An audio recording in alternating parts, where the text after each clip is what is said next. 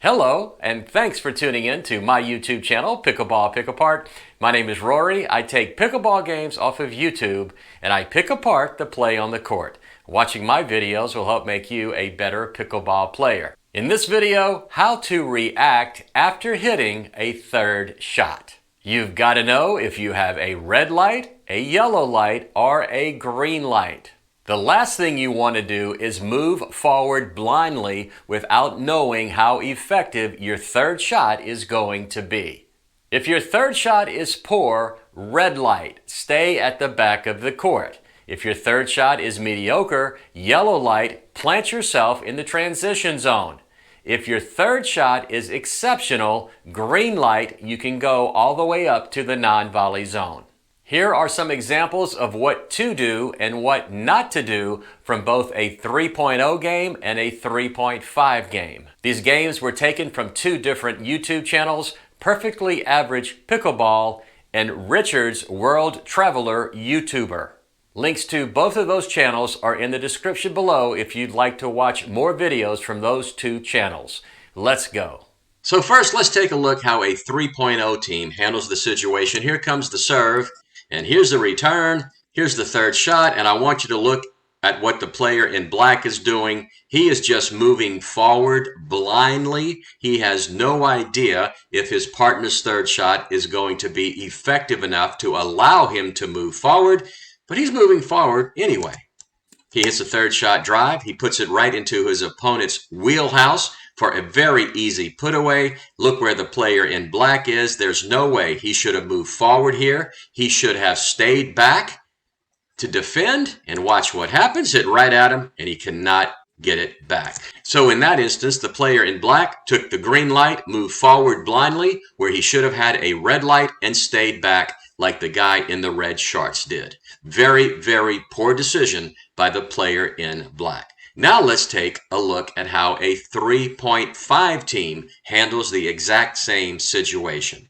Here's the serve, the return, here comes the third shot. Look where that ball is. It was right in the player's wheelhouse, but look at the difference.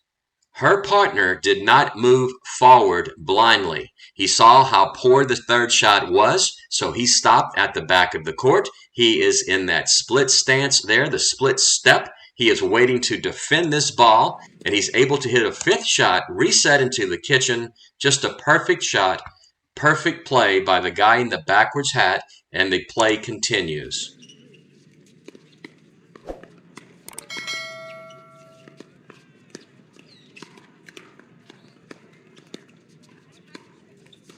And this is a really good point. Just can't quite get it back over, but that is one thing that separates 3.5 players from 3.0 players. Now let's go look at some other examples. Now back to the 3.0 team. This time the team in the far court is serving. Here's the return. Here comes the third shot. Now look what the server's partner is doing. The guy in the gray shirt and the red pants, he is moving forward. Again, he is doing so blindly, and this ball is just put right in the put-away zone again.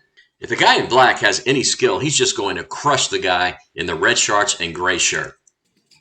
So what does he do? And he just pity-pats the ball so the guy with the red shorts can get that back, and the play ensues. They ended up winning the point anyway, but just two really bad mistakes. The first one, again, is the guy in the backcourt with the gray shirt and the red pants moved forward blindly when he did not have the green light, and the guy in black was just not good enough to put that ball away when he had the opportunity. Back now to the 3.5 game. Here comes the serve. Return to the female player, and once again, she hits the third shot too high, right into her opponent's put-away zone. She has not shown the ability to hit an effective third shot drop. More than likely, her partner knows that, so there's absolutely no way he is going to move forward. He does the perfect thing. He stays at the back of the court. He does the split step, waiting to defend the ball. He's able to get it to where the woman in black can pop it up maybe. No, not quite a good shot, but the lady in the backcourt was able to get that shot in. So I think this is a case of the guy with the backwards hat knowing the capability of his partner, and I think he knows his partner is not very good at a third shot drop, so he's being very, very cautious here, staying back of the court and doing a red light instead of moving forward. Great job by him. Now, I've watched the team in the near court serve and hit a number of third shots. What is happening is the player in black, every third shot, when his partner is hitting it, he moves forward without knowing if it's okay to do so. It is a huge mistake. So let's watch here. Here's the serve. Here's the second shot. Here comes the third shot. And before his partner has even hit the ball, he is mid-court. Now he's all the way up. He has no idea where that ball is going, if it was a good shot, if it was in the put-away zone. Fortunately for him, his partner hit a perfect third shot drop.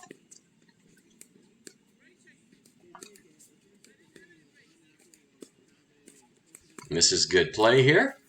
Some dinking going on. And let's see who's the first one to be impatient. And there he is right there. Tried a little sneak shot here. Not deep enough in his opponent's put-away zone. This guy should just crush this ball. And he crushes it right into the net. Play at the 3.0 level. Now, I must say, the guy with the backwards hat, the red shorts, and the black shirt in the near court is a much better player than any of the other three players, and that's because he can hit a third shot drop. For the most part, the other players cannot. Here's a situation in which the serving team has a green light to move forward, but they don't take advantage of it, so it is a missed opportunity. Here's the serve, the return. Now watch how good this third shot drop is. That is perfect. It could not be any better. But the players in the near court fail to move forward quick enough. When she hit that shot, she should have known it was going to be good, and she should have immediately moved forward. Instead, he gets stuck kind of at the center of the court. She is at the back of the court. They both should have been at the non-volley zone. So again, a blown opportunity. When you get an opportunity like this and the third shot is perfect, like the young lady hit, you have got to move forward. Here's the exact same situation, only a different execution. Perfect third shot drop into the kitchen, just like the previous example. The difference is the players in the far court moved forward. They had the green light. They did not hesitate, unlike the players in the near court did on the previous shot. Perfect third shot drop, perfect execution moving forward. They ended up losing the point, but again, great job by the players in the far court.